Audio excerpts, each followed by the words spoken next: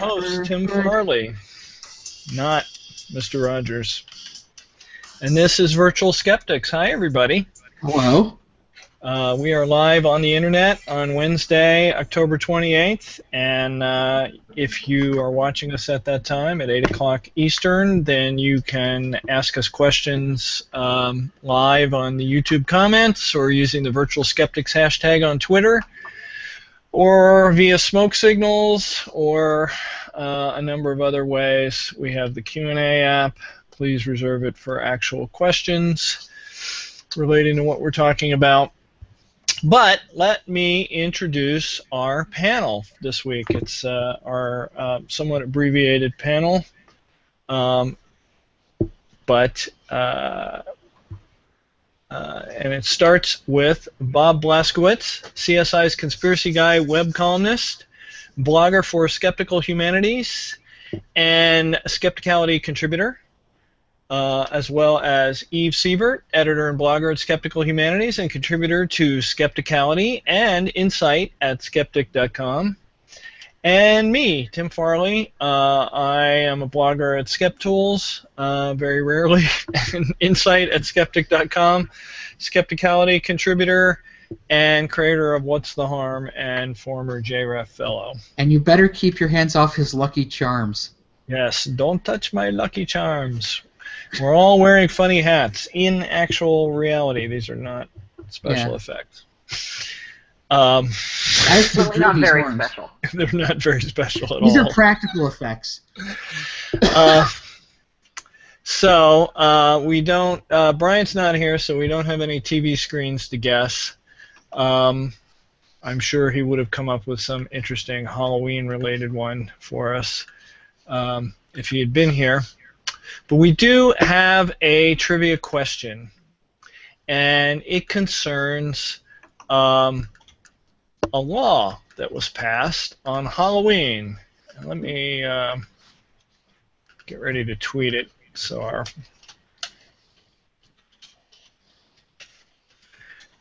this is riveting, watching Tim type. A law was like passed an episode of CSI on Halloween, October 31st, 1904, over 100 years ago in Brazil.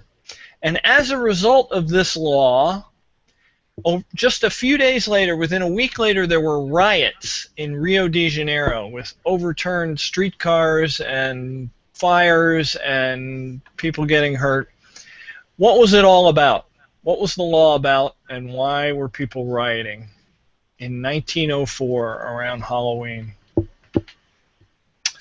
And that's your trivia question. I have literally no idea what the answer could possibly be. It's one of my favorite little skeptic history things that I stumbled across. And so we'll go from that right into the segments. And first up this week is Bob. I'll be damned. Probably. Yeah, most likely. An interesting week of developments in the Brzezinski saga, and I'm going to ask the people who are watching this live if you could do me a favor and not tweet about what I'm saying right now. This is exclusive content, and I don't want his followers to find out exactly what I'm doing right now. A lot of this. Yeah, air quotes. In much the way he's a doctor. So when we last talked about Stanislav Brzezinski, he was still facing the Texas Medical Board on a huge number of charges, originally 200 pages but condensed to 60 pages or so, and a huge number of motions had been filed in March. Most of them had to do with trying to keep suppressing certain types of evidence, the type of stuff you kind of expect in a trial. But these are especially damaging. You have FDA inspectors who are acting as witnesses and giving depositions. That's not good for him.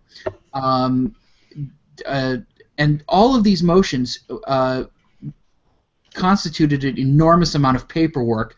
And if you are familiar with how expensive lawyers are, you might think, wow, that cost a titanic buttload. And it turns out it did cost a titanic buttload. So in July, a surprising document appeared in the public case file at the State Office of Administrative Hearings website, and it was called Respondent's Counsel. Respondent is Brzezinski. Respondent's Counsel motion to withdraw. So Rick Jaffe, Brzezinski's attorney for the last few decades, who is in large part responsible for Brzezinski not going to prison in the 90s, and opened that loophole that he's been, the FDA loophole that allows him to give anti-neoplastins to patients as long as they're on clinical trials. It turned out that he was pulling out of the case. And a new lawyer started filing motions on Brzezinski's behalf. I honestly thought that Jaffe was going to be buried in the Brzezinski family crypt because he was so integral into how that place went and that place surviving for so long.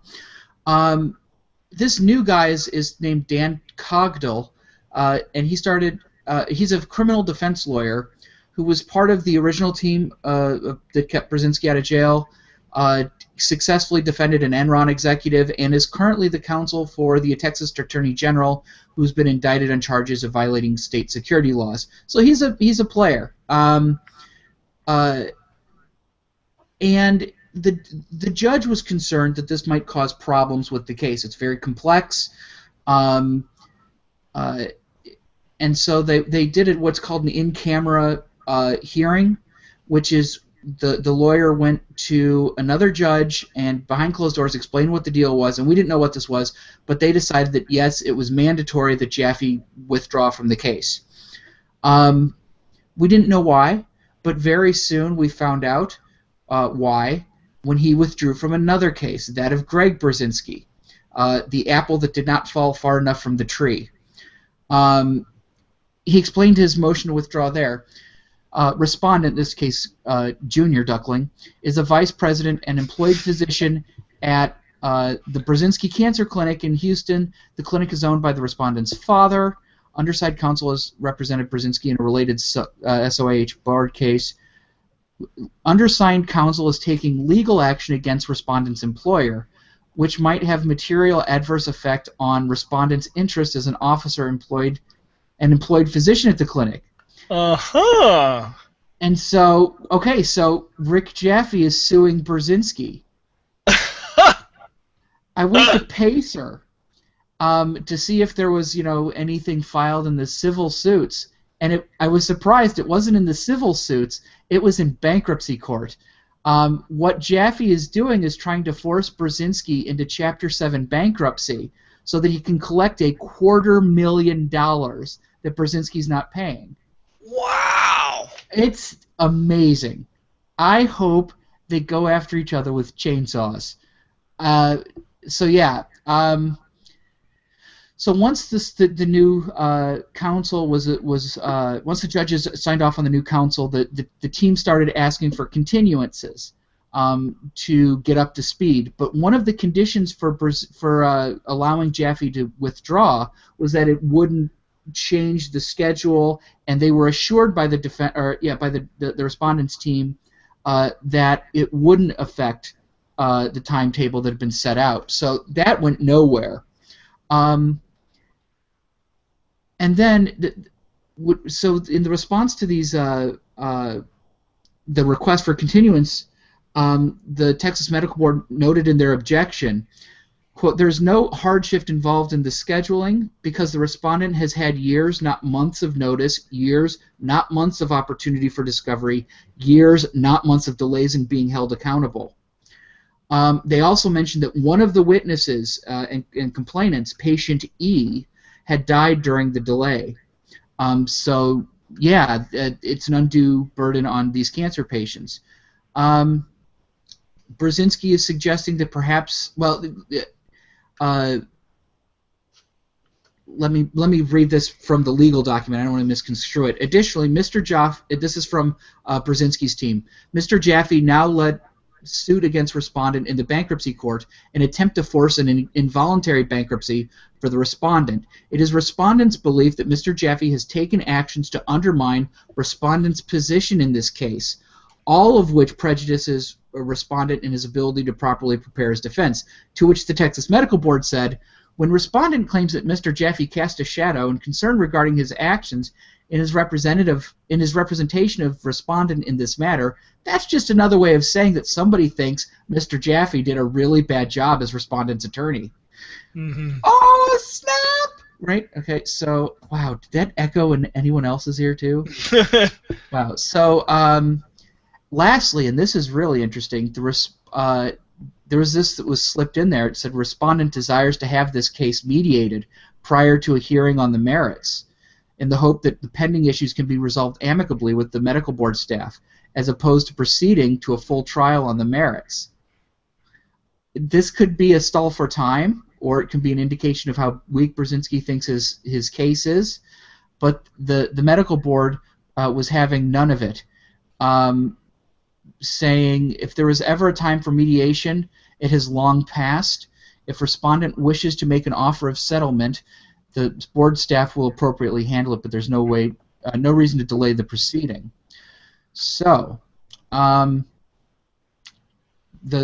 schedule holds. Brzezinski will be in court as today on November 19th at 9 a.m. at the State Office of Administrative Hearings on the 4th floor in Austin, Texas, at 300 West 15th Street, where it will go through to November 25th before recessing until January 19th, and then resuming and going through January 29th if necessary. I'm asking skeptics in Austin to go out and to protest. Usually when Brzezinski is facing trouble, his patients turn out en masse and attract the media, and there's never been a skeptical presence there to answer basic questions about why we need to be careful about accepting testimonials. So I'm asking Austin skeptics to go out. I'm also going to go down there and attend the hearing. I'm excited about that and a little scared, but I think it's worth doing. If you are in the area, send me an email at skepticsprotect@gmail.com or through the Skeptics for the Protection of Cancer Patients Facebook page. And that's what we're doing. So, yeah, we're going to see this thing through. Cool. It's interesting. It's one of the more interesting developments in quite a while in this case. It's been, just kind of digesting out there, just fermenting, and nothing really happening. Yeah. So, yeah. Oh, there was also, we also found when I was doing that Pacer search that he was being sued by another, by the state of one of his patients, and they settled out of court, terms not mentioned. Yeah, I bet there's a lot of that goes on. Yeah, so. Yep. Let's see if we have any questions. Somebody said you're talking about Christmas. I thought that was a cute way of saying you were talking about something cool without mentioning what it was. Yeah. Christmas comes in November. They can't find YouTube? Huh? Not if we don't put the word up. They don't watch this. I mean, other when they're putting us in their fucking movies. Yeah. But, they're going to find out anyway. There are a couple of very big announcements coming up. Oh, boy. Yeah. Oh, boy. That's fun. All right. I don't see any major questions, so let's go right into Eve. Okay, first I need to change my costume to something a little bit more dignified. Dignity. Always dignity. Yeah. Okay. All right. What the hell is that? It's a bat, obviously. Anyway, yesterday on Atlas Obscura, Ella Morton offered an overview of scholarly, or at least quite serious, articles written by mathematicians about vampires. A surprising number of mathematicians and scientists have seriously considered the vampire question.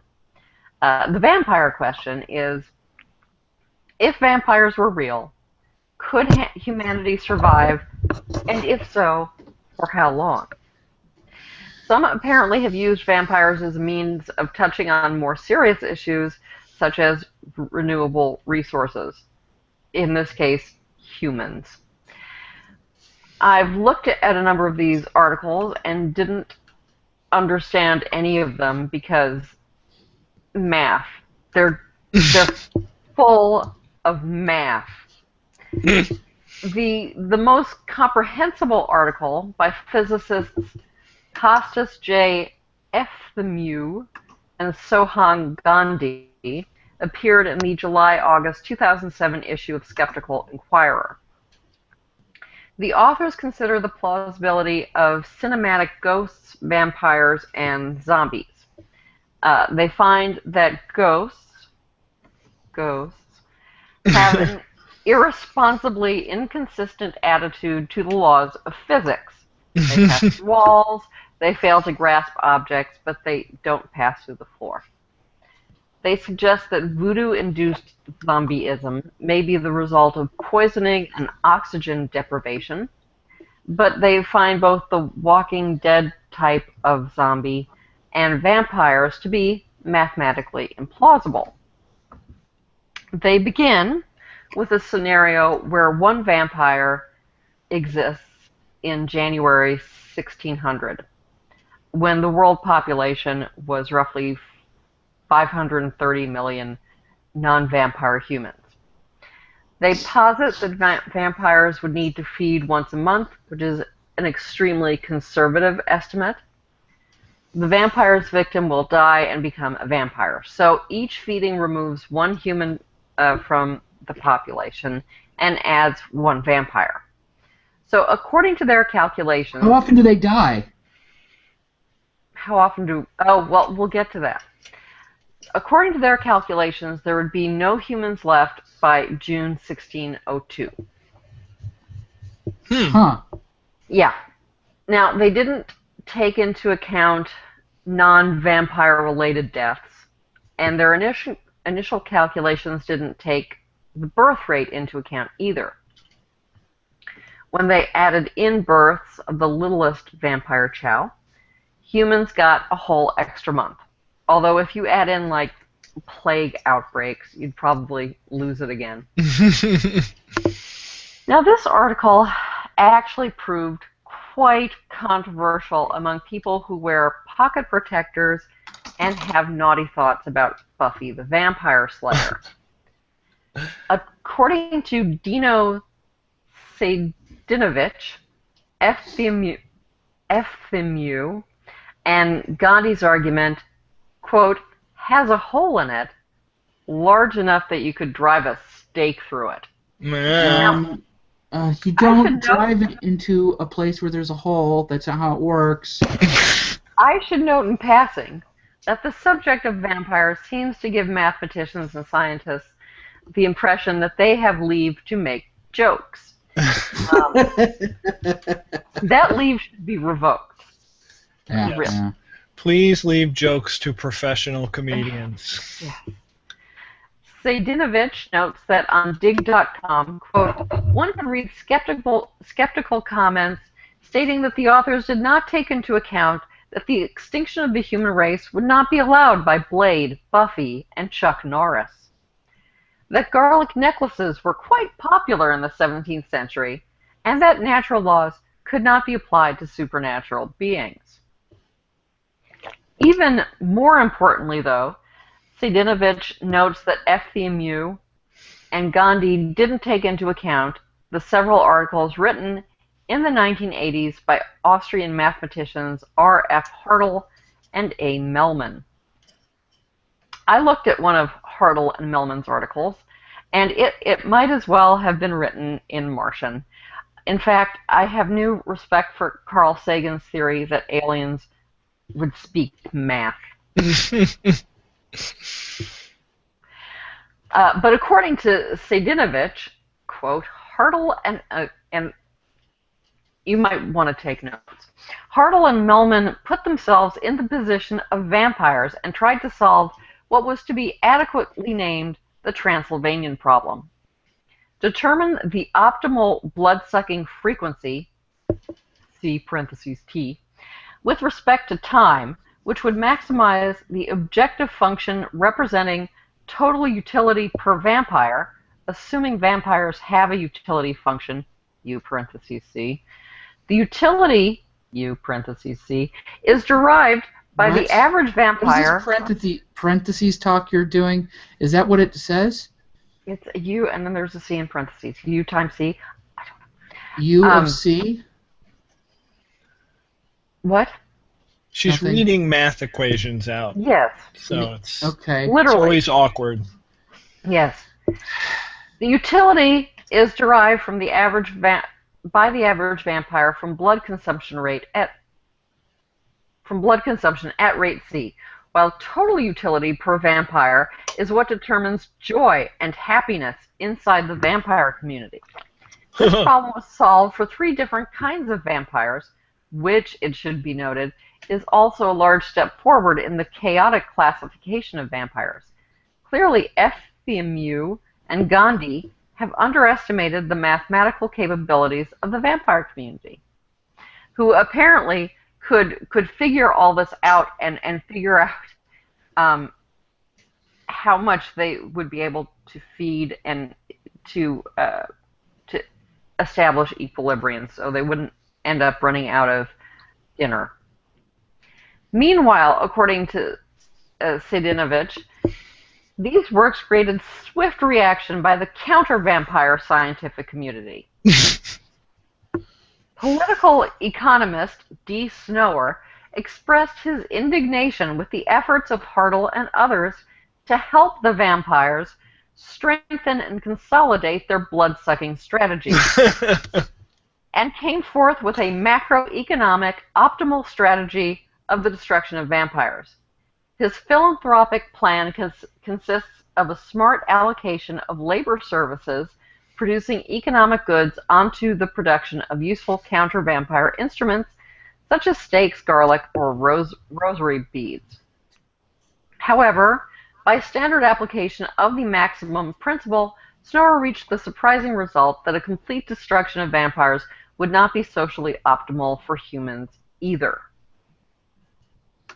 So there you go. Mm-hmm.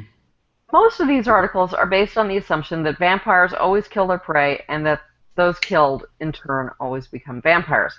And of course, that's not true of all literary and cinematic vampires. So another group of mathematicians considered several different models of vampirism and then calculated how that would work out for humans. So we've got Oh my God, don't these people have things to do? Sorry. Yeah. Not that now they have calculators. All they can do is just sort of work out vampires. So we've got the Stoker-King model based on Dracula and Salem's Lot. Within 2 months of Dracula's arrival in England, there would have been 4,000 vampires. According to the authors, the model analyzed in this scenario is very similar to an epidemic outbreak caused by a deadly virus, e.g. Ebola or SARS. According to the Stoker-King model, vampires need just half a year to take up man's place in nature. Therefore, the coexistence of humans and vampires seems highly unrealistic. In the Anne Rice model, the increase in vampire population is slower, but still humans would reach near extinction in short order. Only in the model prominently represented by Stephanie Meyer's Twilight series is a fragile equilibrium possible.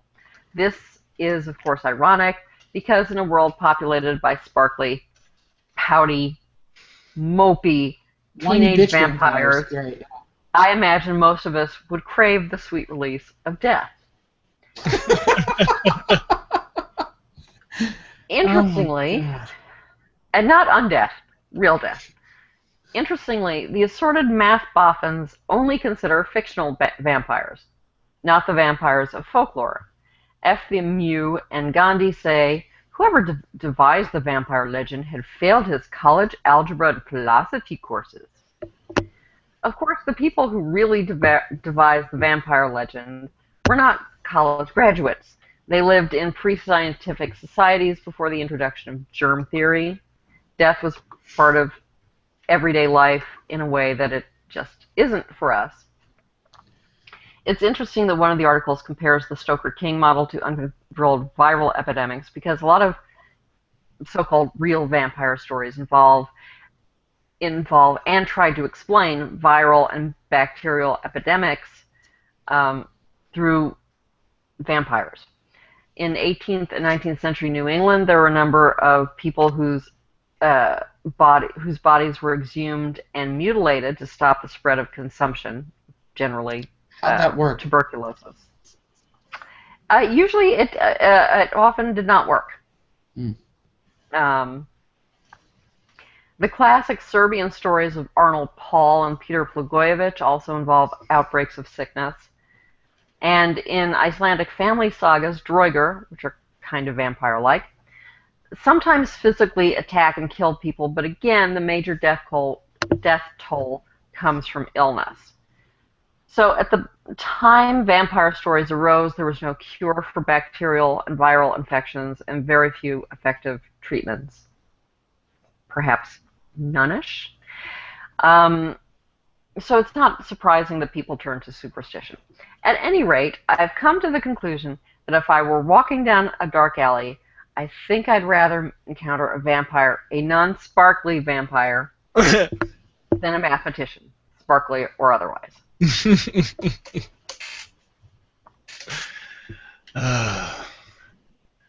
Bob, are you stunned?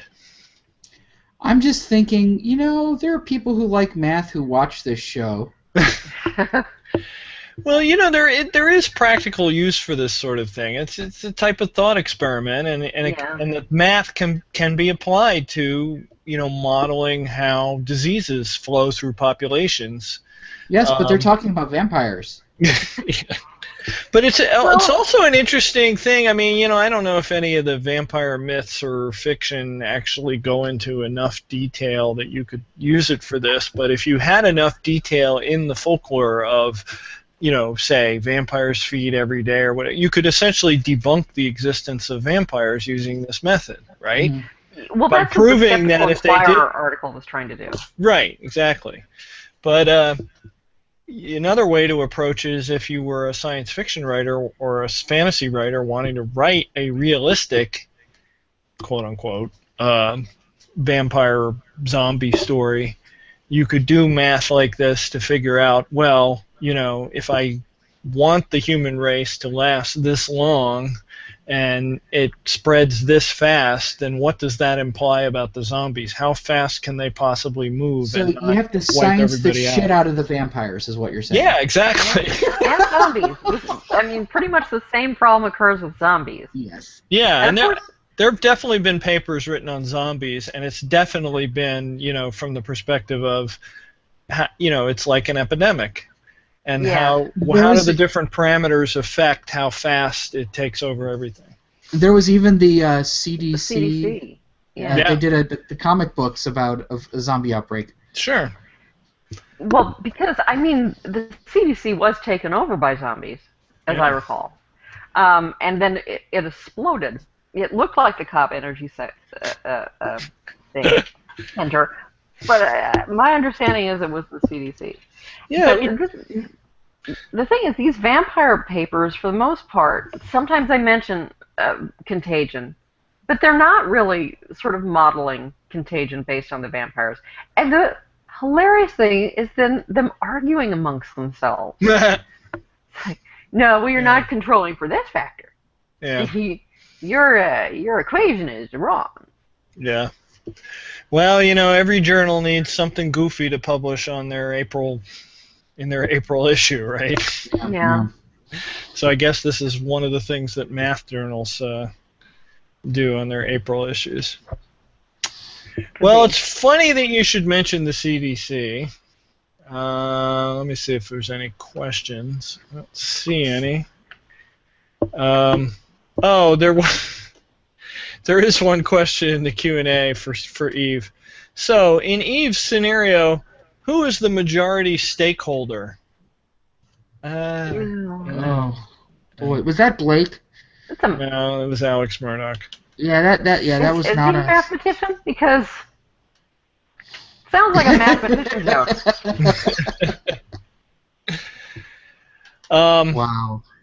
But anyway, let's use the CDC as the segue. I was gone last week, and I was actually in that very building that blew up on the Walking Dead, the so-called CDC. But last week, I also visited the neighborhood of the real CDC, and that was on the occasion of the fact that a bunch of anti-vaccine anti-CDC protesters folks had come to my town to engage in a protest. And it was this...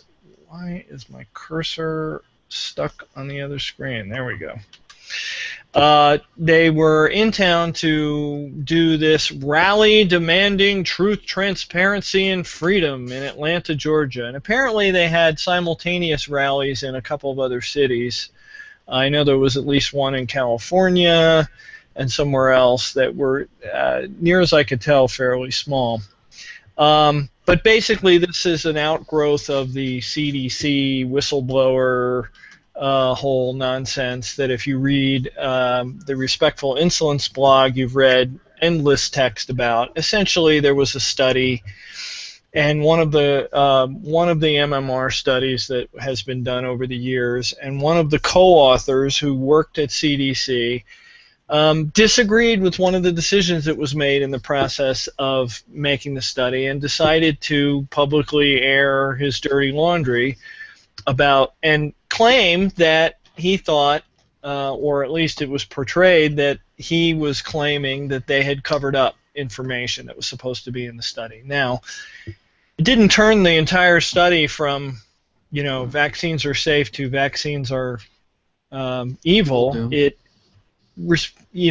reflected one tiny cohort of patients, and it changed the stats a little bit. And the reason they, and let's not go into the details. You can read the Respectful Insolence blog or Science-Based Medicine and get all the details. But essentially, it was a very technical, statistic-based reason that this information was taken out of the study. And it's been blown all out of proportion because in typical fashion, people are not understanding the science.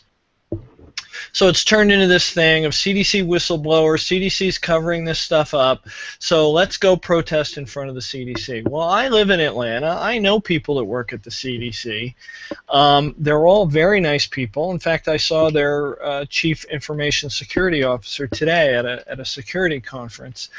Oh, you are so in on it. I know, I must be. And I live about 2 miles from their main campus, which is right next to Emory University, right here in the middle of Atlanta.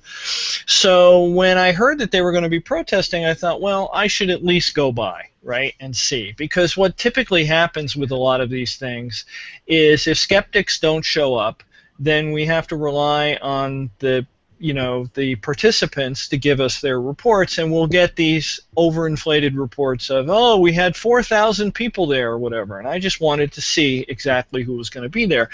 And one of the reasons I wanted to see in particular was the protest was on a Friday.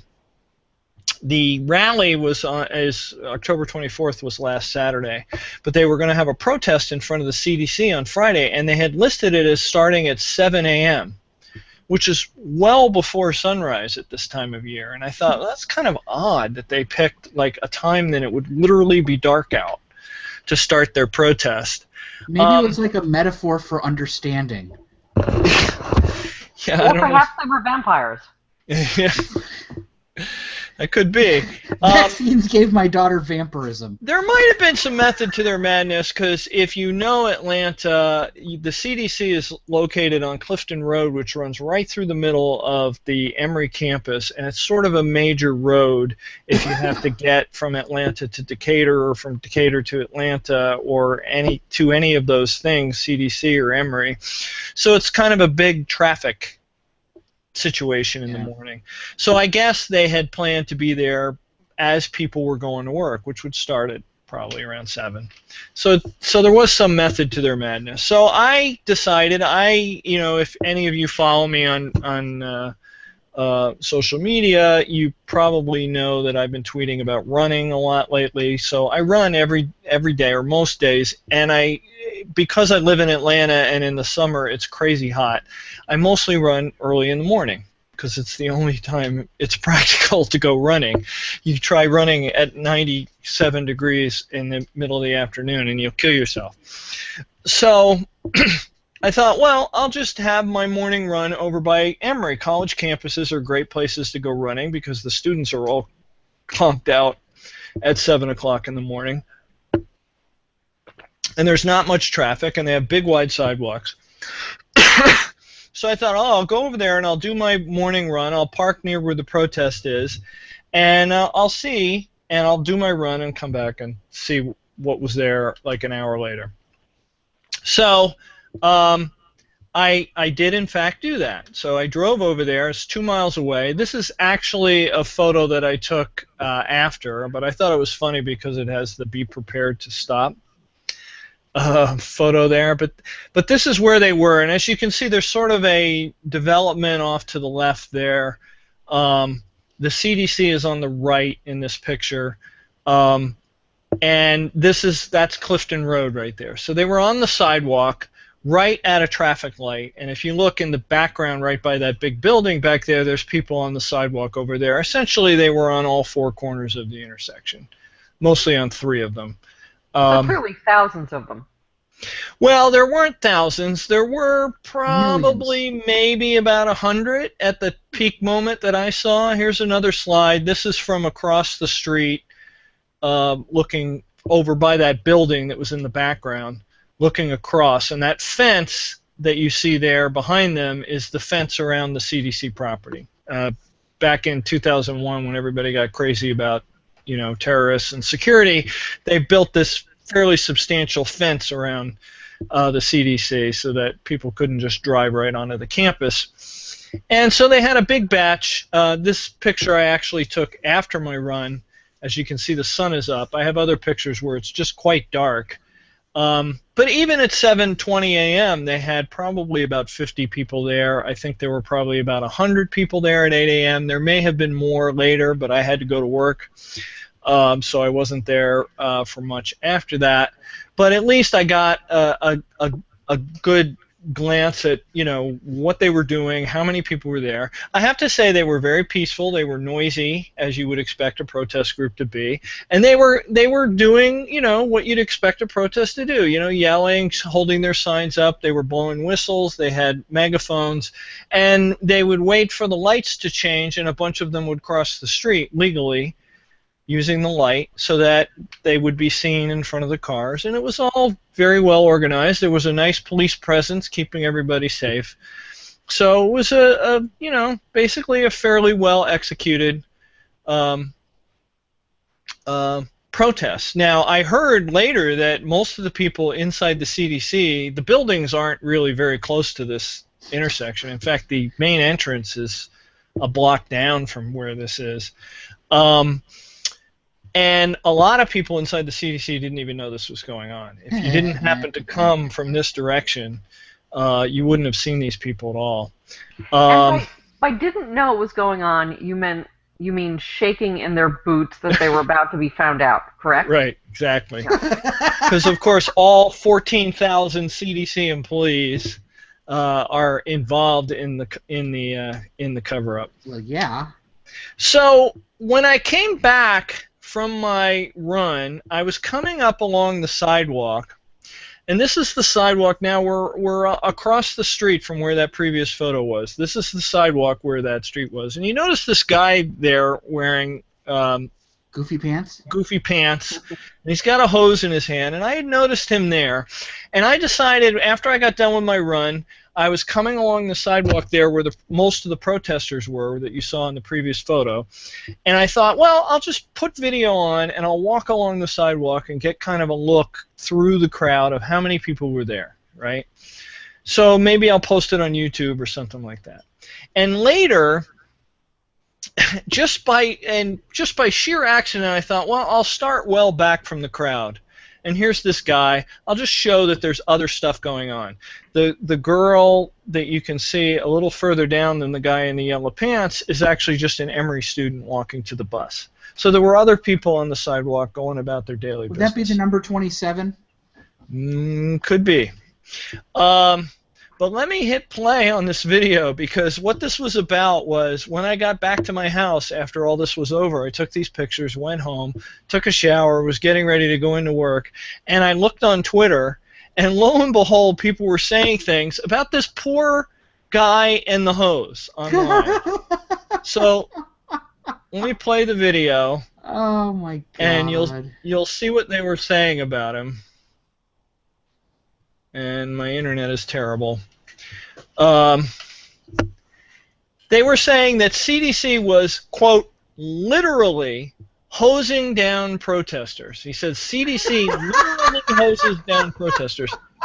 Now watch, here's the video. This is me walking along, holding my iPhone in front of me. Look how far away from the protesters this guy is. And look at the direction his hose is pointing. Yeah, he's pointed away from the protesters. Notice the sidewalk is not wet down here. The cones say stay away. And this video was shot around the time that he tweeted that, because I didn't see it until later, but I shot this right around 8 o'clock. And you can see that he's well away. Now, there were pictures later, because apparently he came down, and you can see in this where it's stopped right, well, yeah. It says no. But you can see there's black marks on the wall. There's crud coming down the wall. That's what he was cleaning, right? So, of course, it became this, it was basically, I was seeing a conspiracy theory being formed right there that morning, because they saw this guy, they were having their protests, and of course, the only reason that he could possibly be there the same day as their protest was because he was there to hose them down. So what you're saying is... Of course, he didn't hose anyone down. They later accused him of being a secret CDC security person. And I almost thought about really quick driving back over there and trying to find the guy and interviewing him and asking him if he... You just get him in trouble, man. Yeah, I mean, I didn't want to put him on the spot and whatnot. And plus, I have a job that I have to do. But ridiculous. He's this secret security guy. He's hosing people down. Now, there was a photo later that showed where he did get closer to the protesters. Again, not pointing the hose at the protesters, not even looking at them. He's over there against the wall. The protesters are pointed the other way in the photos, but all these conspiracies jumping around. And it was just funny because it was like, oh my God, I just saw a conspiracy theory be born on Twitter, and I was there. The miracle of birth. Yeah. He didn't have to spray them, because we're talking about the CDC. They, I'm pretty sure, make the chemicals from chemtrails, and those don't have to touch us. That's right. What that gunk is on the walls. It's chemtrail aluminum gunk. Yeah. So even the groundskeepers are in on it. Yep. God. Everybody's in on it. So, and then I got into a Twitter argument with the guy who made the accusation, and one of the accusations he made of me was, well, what are you doing? What are you doing at the CDC at our protest on a weekday? Like, don't you have a job to be at? Of course, the implication being that I'm a paid shill. So I posted this map, which is I use a little app to track my running. You told them where you live? No, this doesn't have my house anywhere on it, but the the red and the green pins at the top of the map are where the protest was, and the rest of the red line goes down through the Emory campus. I live way off the edge of this map, like a mile off the top of this map. And so it's like, well, here's a GPS trace of what I was doing. How about you? So, it was just, and of course, every time I presented the guy with evidence or asked him a pointed question, he would go wander off and start talking about something else. So, it was pointless to, and then he asked me why I didn't talk to them, and it's like, well, talking to you on Twitter is, yeah, there's no point in talking to people who've made up their minds. Nothing was going to happen. So the next day was the protest, and it was in our was the rally, and it was in our what is called Grant Park. It's where the zoo is in Atlanta, and this was a picture I took from the back of the protest area. And as you can see, I mean, there were a bunch of people there. There were probably, I got there, this is around, it started at noon, and this was probably, I don't know, 12:30, 1 o'clock. I had eaten lunch nearby with some friends, and we walked over, and not a tremendous turnout, especially given the area they had set up. They had a couple hundred people there, a lot of concerned parents, some fairly young people. There were a lot of Nation of Islam people. That was kind of interesting. They've gotten into the anti-vaccine thing. Oh my God. That's because CDC whistleblower had made a connection with black male babies. Yeah, well, that was the whole basis of the CDC whistleblower thing. Was it was supposedly about black male babies who were particularly prone to the MMR vaccine. This is a panoramic photo to give you a better idea. As you can see, the whole back area doesn't have a ton of people. There were some tents. Off to the left, there are some tents that had like some food stuff, and then the tents off to the right were vendors. And I'll tell you a little bit about what was at the vendors. But let me show you. That's for sure. Let me show you one more slide. This is from off to the left, or off to the right, stage left, I guess. And Barbara Lowe Fisher was actually speaking at the moment I took this photo. And as you can see, there's sort of a fenced-off seating area, and I think they were charging extra for tickets to sit in that area for their big supporters or something like that. I see the Nation of Islam guys. You can tell because of bow ties. Yeah, they're very nicely dressed. I have to give them that. And they had this other fenced area that I never saw. Well, I guess there's a couple people in it. I don't know if that was like the general admission seating or what it was, but there was just kind of this big open area with the fences around it. But a lot of signs that said investigate CDC now, too many, too soon. It was all kind of the standard stuff. What do you want? Derp! When do you want it? Derp! Yeah, in fact, let me see if I can get it to play. Not sure if it will. Let's see if it plays here. I'll have to change my. Whoops. Have to change. Well, I have a video, but I have it. There we go. I want that window. Share that. Okay, this is a video that I actually shot at the protest on Friday, and you can actually hear. Oh, I can't do that. No, you really can't. I can't really play the video because you'll hear my voice echoing back. But this is, you can kind of see them crossing the street there, and you can see there were people on most of the corners. Those big buildings in the background there, that's the actual CDC, or that's two of their newer buildings. But as you can see on this side with the shopping center, there weren't a ton of people on this corner. There were a bunch on that corner. I'm guessing those aren't nuns. And people crossing back and forth. And that's typical morning traffic in Atlanta on Clifton Road. So I got to say, this corner was a good place to have a protest in terms of a bunch of people driving to work are going to see. But if I could have played the audio there, you would have heard them saying things like, too many, too soon, which is their classic, mindless mantra. Mindless mantra. And the other thing that they were saying a lot of was no more this and no more that. And one of the things that they said a bunch was no more mercury, which I thought was particularly interesting because, as you know, if you followed the whole thimerosal thing, they've removed mercury from childhood vaccines years and years and years and years ago, like at 2002. So literally you would have to be 15 years old to have gotten a childhood vaccine or older that had thimerosal in it. The only vaccines that are in the standard, as far as I know, are some of the flu vaccines, and not even all the flu vaccines. So anyway, this was the crowd. But the other interesting thing that I noticed was I was standing around in the back, and somebody walked up and handed me a pamphlet. Yay. And I thought, oh, this is interesting. And here it is. It's called "What Are Human Rights?" And it's from. Is this going to be no? The kid in the lower right corner is actually holding the pamphlet.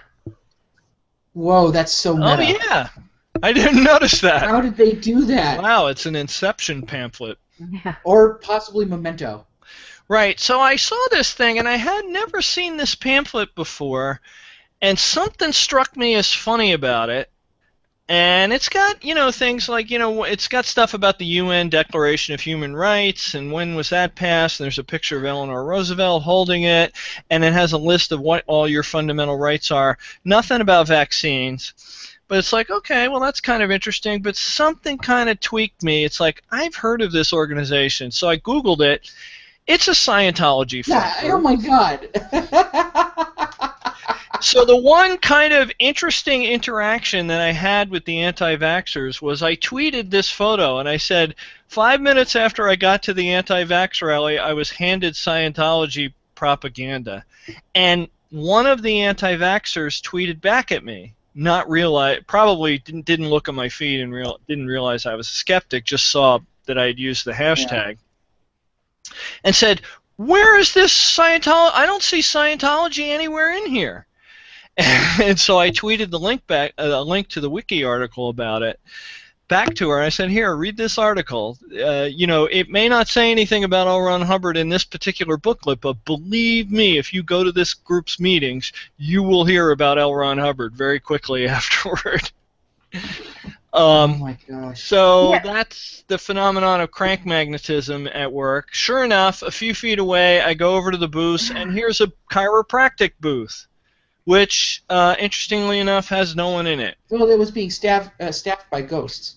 Yeah. Or homeopathic chiropractors. Yeah, well, they're the best kind. Yeah. But then, nearby was this booth, which was all about our friend Weston A. Price. Do you know who Weston A. Price is? He was this dentist from, like, the early 20th century.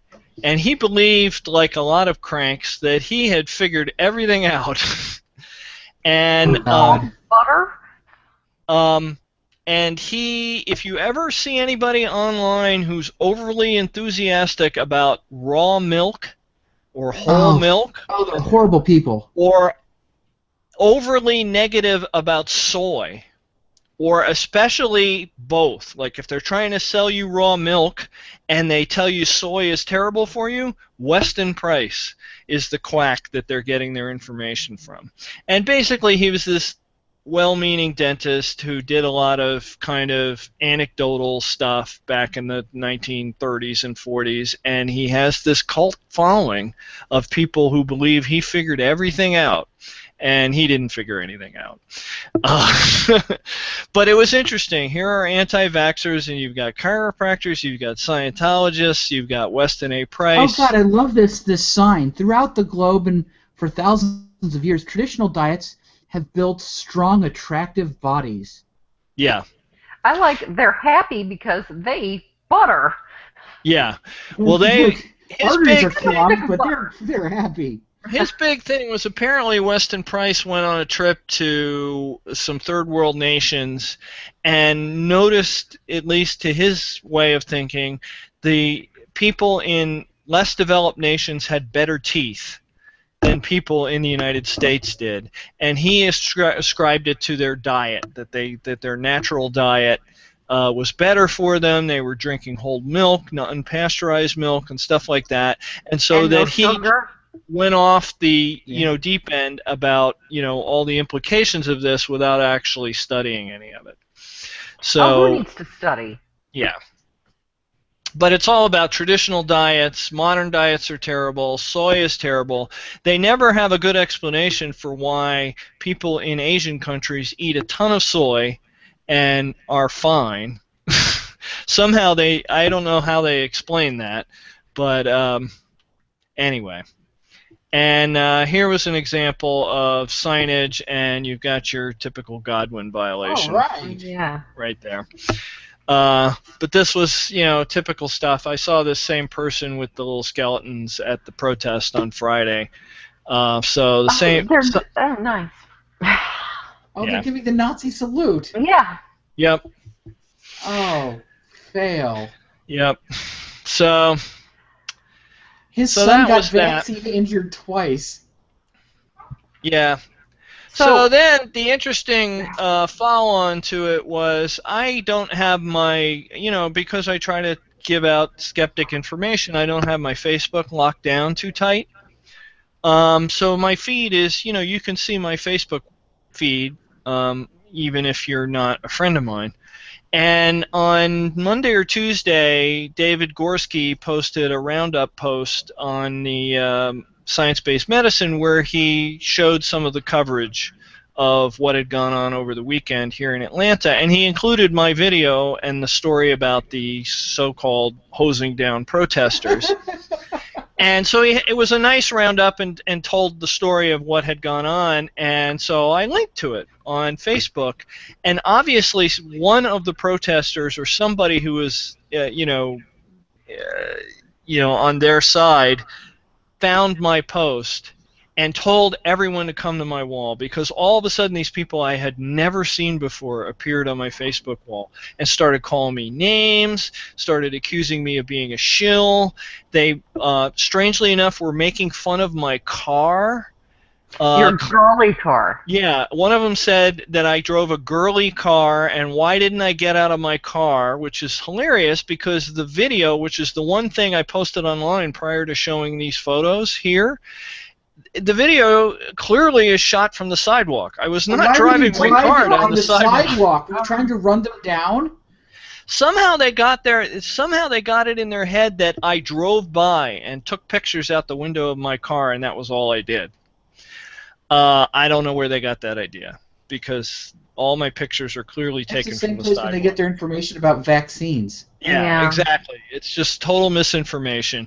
And then one of them, got mad that I didn't talk to them when I was there. It's like, well, you came by the protest. Why didn't you talk to us? And it's like, well, You girly man, you. if this message thread is any example of the type of greeting I would have gotten, my decision not to talk to any of you is completely validated. Yeah. So it was very unpleasant, and I don't know how people have the intestinal fortitude to argue with these people online, because I find it so unpleasant. I really do. Yeah. And you can't convince them. No. They are absolutely convinced that they are on a holy mission from God. I think it is religious. I think that it is a faith ideology that is immune to reason and can only perpetuate itself in an atmosphere where the entire world is evil and turned against you in some sort of conspiracy. Yeah. I mean, it's the damnedest thing. Yeah. So that was what I spent my Friday, or some of my Friday and a little bit of my Saturday on. And it's worth going out there and seeing what people are up to, seeing it for yourself. I didn't spend any money or do anything, and it was nearby, and at least I got some pictures to document, and I have some video. Did you get your flu shot? Some audio. I am getting my flu shot tomorrow, as a matter of fact. Oh boy. They are giving free flu shots at work, and I will definitely get mine. You know, so you're going to be out next week. Yeah. It occurs to me that the guy with the hose, there could have been fluoride in that water, too. Good point. It's Also, true. in Gorski's post, I think he explains the connection between anti-vaxxers and Nation of Islam and Scientology, because apparently they've been in some sort of weird Evil circle jerk. alliance. Yeah. Oh, interesting. And one other thing, I looked at all those pictures in the video, and I went when Bob and I lived in Atlanta. We went to a counter protest one time when Westboro Baptist was in town. Was it Grady High School? Yep. Yeah. Piedmont Park, and there were way more people there protesting a protest than there were the anti-vaxxers, it seems to me. Yeah. Yeah. And that was, not exactly highly organized. It was like, well, they're going to be, everyone come out. Yep. Let's raise some money for some good causes. Yep. Yep. Yeah. So, anyway, that was interesting. I'm looking to see if there were any questions. People were talking about the girly car. For the record, I drive an Acura two-door coupe. You femme. Yeah. It's of course. It's old and cranky and needs to be replaced. Okay, so I guess we're nearing the end, so if folks can get their book ready, we will look at trivia. We don't have any screens to reveal. We don't have any announcements to make. But we do have a trivia question, and somebody got it right, I remember. Let me see if I can find it. Yes, Mark Price got the answer right. The law in Brazil on Halloween 1904 was a mandatory vaccination law because they were having a tremendous smallpox outbreak in Rio de Janeiro, and they really needed to clamp down on it. So they decided to go door to door and vaccinate people, and they needed to get cooperation, so they passed a law, and it resulted in rioting. But now they did manage to get the smallpox epidemic under control, and the guy who led that effort was by the name of Oswaldo Cruz, I believe, and he is, I think there's a museum in his name and other things named after him in Brazil. He's generally regarded as a hero of public health worldwide and in Brazil in particular. So who's ready with their book? I'm ready. Go ahead, Eve. Eve, you go. He relates several instances of similar apparitions and of the evils which ensued, as of a shepherd in the village of Blow in Bohemia, who appeared during some time and called certain persons who never failed to die within 8 days after. The peasants of Blow took up the body of this shepherd and fixed it in the ground with a stake, which they drove through it. This man, when in that condition, derided them for what they made him suffer, and told them they were very good to give him thus a stick to defend himself from the dogs. The same night he got up again, and by his presence alarmed several persons, and strangled more amongst them than he had hitherto done. Okay, Bob? For years, Minnie's husband had been sending a goon squad of Pinkerton detectives who moonlighted as his security guards to drop in on obstreperously dissatisfied former patients. The same crew had been called on some of the doctors in nearby Junction City to suggest they stop bad-mouthing Dr. Brinkley to people who were changing trains. These muscle-bound emissaries didn't hurt anybody. They didn't have to. One of them, Howard Hale Wilson, someone described him as a, quote, male secretary and fixer with hands like hams, explained that, quote, if anyone ever gets in the way of my boss, I'll fix him like this and mind strangling.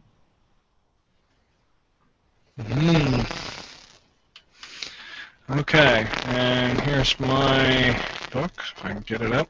Last July, Deborah received a strange package in the mail. It was waiting for her in her pigeonhole. It was postmarked Gothenburg, Sweden. Someone had written on the padded envelope, "Will tell you more when I return." but whoever had sent it to her didn't leave a name.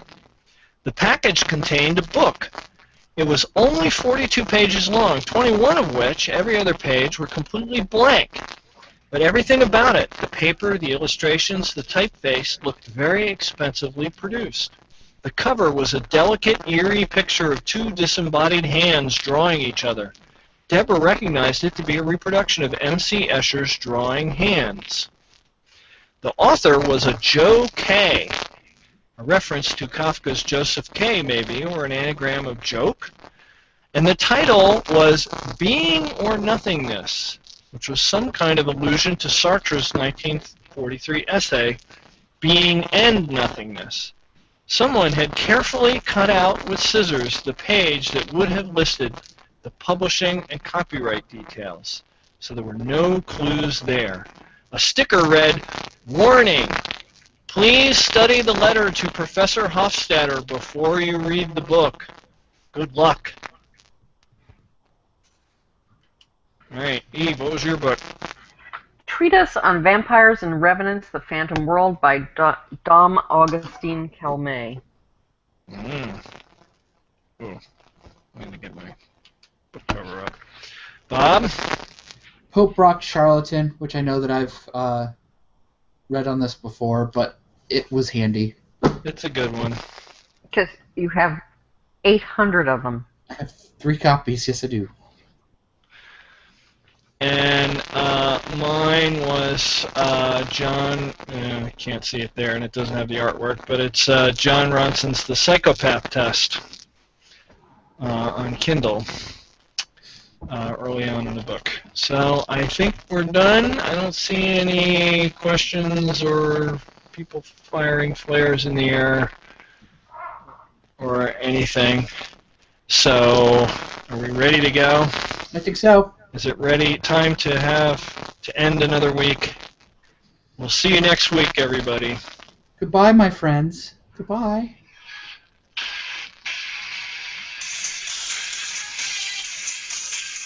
The Virtual Skeptics is an independent production of What's the Harm.net, Skeptical Humanities, Brian Gregory, ICBS Everywhere, and Doubtful News. Our logo was designed by Sarah Mayhew at sarahmayhew.com.